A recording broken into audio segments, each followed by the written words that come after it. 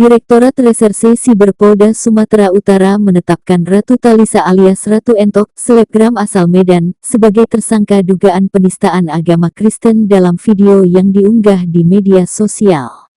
Setelah ditetapkan sebagai tersangka, Ratu Entok ditahan di Mapolda Sumut.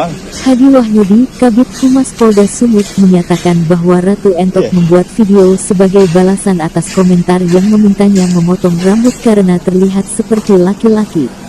Penyidik masih memeriksa Ratu Entok untuk proses hukum lebih lanjut. Masyarakat diminta untuk mempercayakan kasus ini kepada polisi.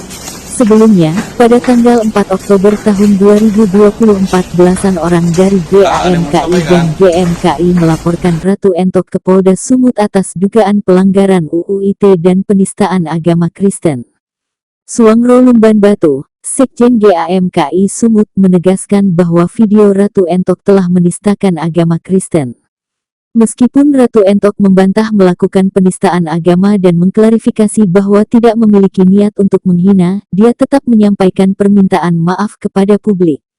Direktur Reserse Siber Polda Sumatera Utara, Ratu Entok, dinyatakan sebagai tersangka dalam kasus dugaan penistaan agama Kristen melalui video yang diunggah di media sosial. Ratu Entok ditahan di Mapolda Sumut setelah ditetapkan sebagai tersangka. Menurut Kabid Humas Polda Sumut Hadi Wahyudi, Ratu Entok membuat video itu sebagai balasan atas komentar yang memintanya memotong rambut karena terlihat seperti laki-laki. Saat ini, penyidik sedang memeriksa Ratu Entok untuk proses hukum selanjutnya. Masyarakat diminta untuk memberikan kepercayaan kepada polisi.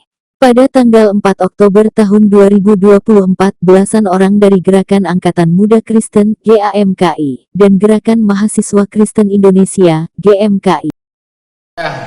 Jadi yang bersangkutan, RT sudah dilakukan upaya paksa pada siang tadi, kemudian dilanjutkan dengan proses pemeriksaan oleh penyidik Subdit Cyber Polda Sumatera Utara sampai dengan sore hari ini, dan berdasarkan hasil gelar perkara yang bersangkutan ditetapkan sebagai tersangka, dan karena potensi ancamannya di atas 5 tahun, jadi yang bersangkutan pun juga dilakukan penahanan terhitung dari mulai hari ini, malam ini. Dijerat pasal berapa, Pak? Undang-Undang 11 2008, Undang-Undang ITE. Untuk motifnya apa? Jadi yang bersangkutan ini membalas postingan dari salah satu akun media sosial yang menyebutkan yang bersangkutan si RT ini untuk memotong rambut dan lain segala macamnya. Kemudian RT membalas melalui akun Ratu Entok Glowing Skincare dengan memposting di akunnya tersebut dan sambil menunjukkan foto yang bisa rekan-rekan lihat di postingan yang bersangkutan. Jadi sejauh ini motifnya seperti itu.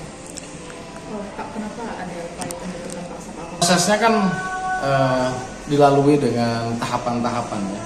Ada tahapan-tahapan yang dilakukan oleh penyidik. Kita menerima adanya 5 laporan polisi, kemudian kita juga sudah melakukan pemeriksaan terhadap pelapor-pelapor, dan sebagai tindak lanjutnya kita juga memanggil dan kemudian melakukan upaya paksa.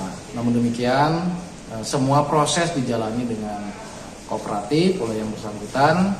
Dalam proses pemeriksaan pun juga demikian. Selain dalam membahas komentar itu seperti apa lagi, Bang? Ada hal-hal yang proses penegakan hukum, dan tentu kami juga berharap masyarakat mempercayakan semua proses yang sedang berjalan ini kepada Polda Sumatera Utara, tidak terpancing, tidak terprovokasi, dan kita akan prosesnya akan kita lakukan secara terbuka. Adapun yang bersangkutan telah meminta maaf di postingan yang lainnya di akun media sosial yang bersangkutan, tentu itu adalah bagian dari langkah-langkah yang dilakukan oleh yang bersangkutan. Namun demikian, bahwa proses hukum saat ini masih berjalan dan rekan-rekan bisa nanti mengawasinya. Oke, cukup.